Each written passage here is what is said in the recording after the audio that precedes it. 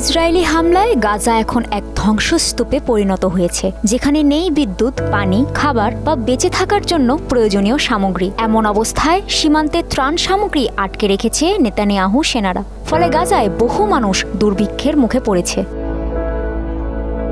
এমন অবস্থায় গাজায় 1 গ্রাম খাদ্য বা সাহায্য ঢুকতে না দেওয়ার আহ্বান জানিয়েছে ইসরায়েলের জাতীয় নিরাপত্তা মন্ত্রী ইতামার বেন গভির। এমনকি গাজায় ত্রাণ ঢুকতে দিলে তা ইসরায়েলের হামাসকে পরাজিত করার চেষ্টা ক্ষতিগ্রস্ত করবে বলেও দাবি করেন তিনি।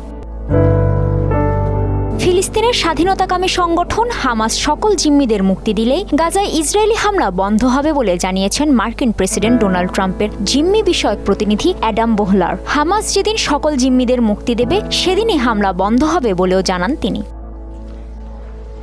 এদিকে গাজার রাফা, জাবেলিয়া সহ একাধিক অঞ্চলে বিমান হামলা চালিয়ে এক সাংবাদিক সহ আরও ৩৫ ফিলিস্তিনিকে হত্যা করেছে ইসরায়েল। এতে ১.৫ বছরে প্রাণহানি ছাড়িয়েছে ৫১,০০০। এ পর্যন্ত মৃত্যু হয়েছে ২৩০ সাংবাদিকের।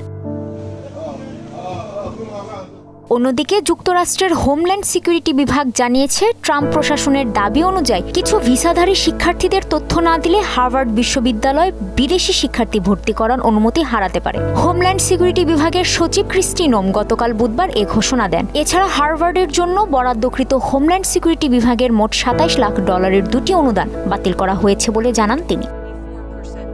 কাজী শাহরিন, মোহনা ডিজিটাল।